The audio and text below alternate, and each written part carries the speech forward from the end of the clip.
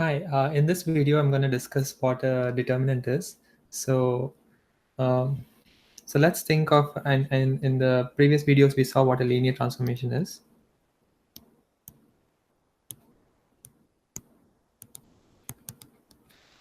And we want to understand some of its properties. And in the subsequent videos, we'll look at some other properties of linear transformations. But in this video, we're going to look at one interesting property, which is called the determinant. So, determinant.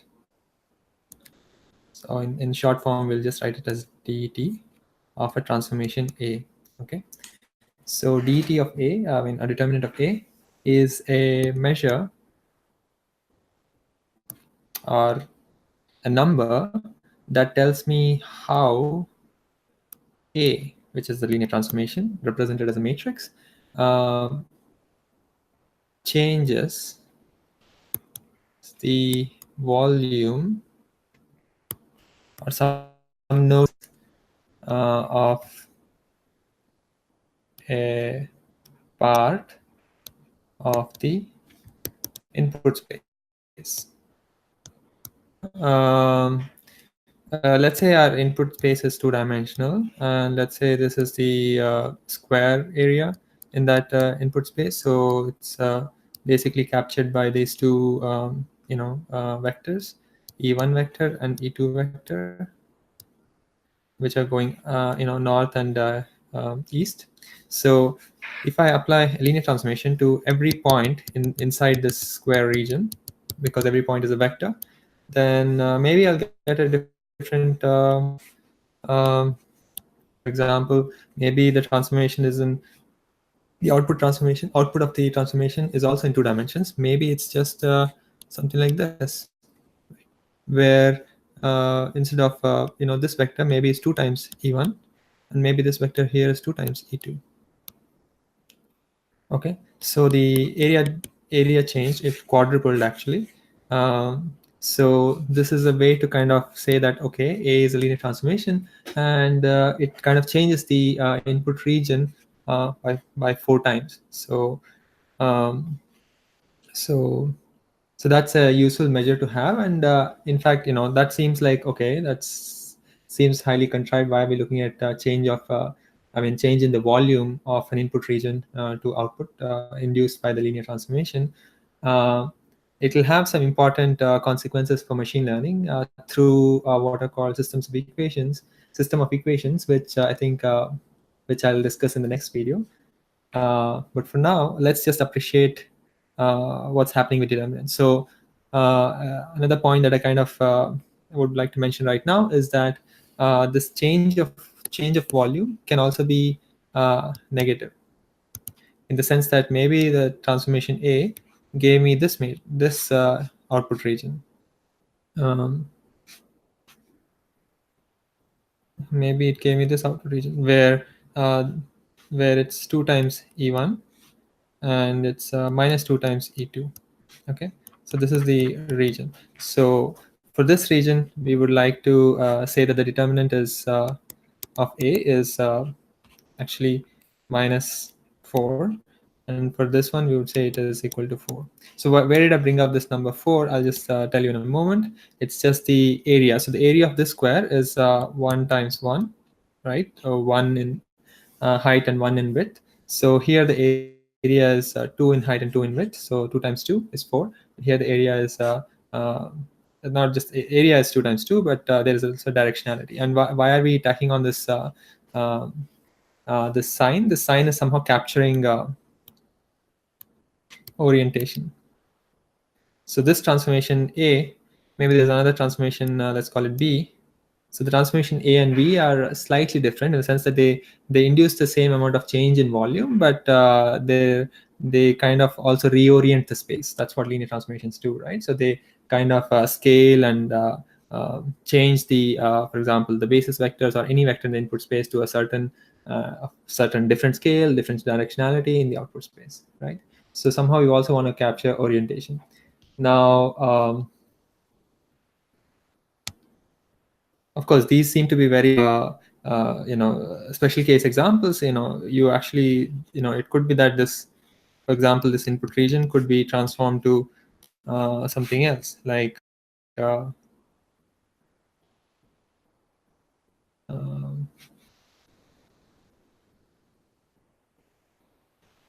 yeah. So for example, this E1 over here got transformed to some other vector. I'm just going to use a generic notation B1 and maybe some other vector B2 over here. So this would be the new region corresponding to that original input region. So then you would look at the area of this region, and I'm plotting all this in 2 dimensions. You can think of 3 dimensions and in generally 100 dimensions or something like that. Now, there's also this point that certain transformations, let's say transformations, can go from, for example, 2 dimensions to 1 dimensions, or maybe 3 dimensions to 2 dimensions. So what does this mean? So from 2 dimensions to 1 dimension just means that the input region uh, got squished in these cases.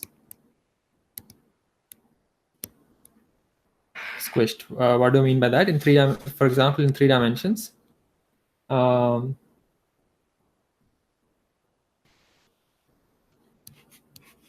maybe there's this cube, right?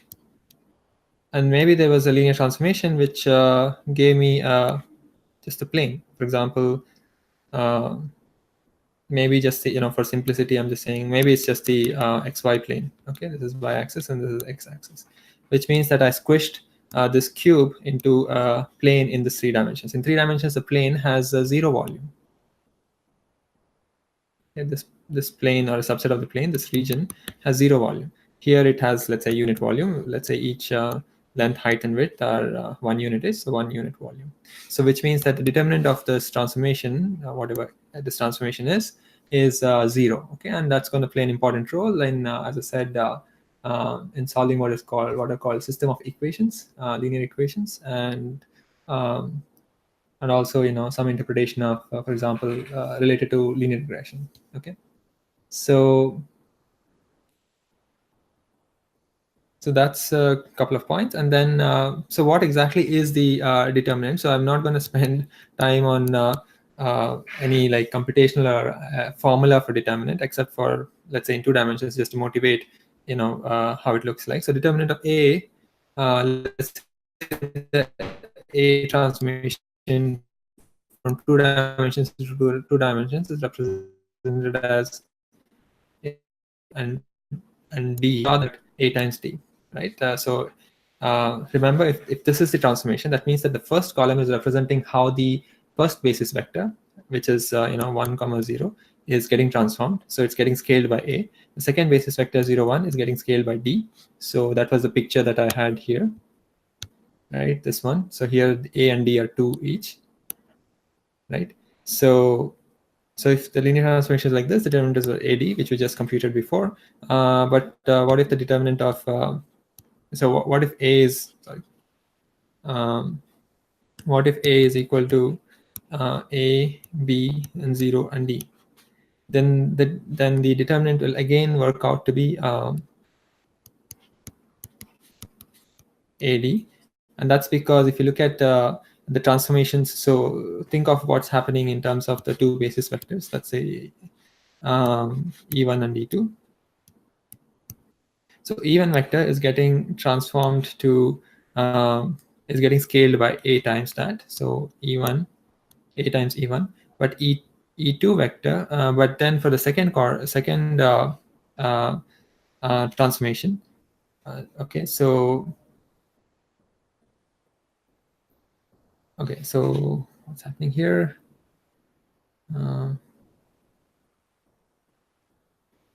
Yeah, so you get a vector like this where it's so the second I guess the second vector the second so this is the second vector that's getting transformed, so which is nothing but b times e1 plus d times e2. Okay, so yeah, so this would be the second vector, so which means that if you had a region like this, then you would get a region which is like this. Okay, So and this tip is what is b times e1, which is go this much units to the right and this much units to the north. So that's b times e1 plus d times e2. Okay, for this transformation, and you can see that even for this is called I guess parallelepiped. It's just a slightly shifted square, right? And need not be square, but it's shifted it's leaning towards the right, and its area also happens to be just the base times the height, and base is a, and height is d here, and so that's why the determinant of a in this particular transformation is also a times d. And in general, for a two-dimensional transformation like a, b, c, and d, the determinant is going to be AD minus BC. Okay, and we'll look at it again. We'll revisit this topic a couple of times in subsequent videos. Thanks for watching.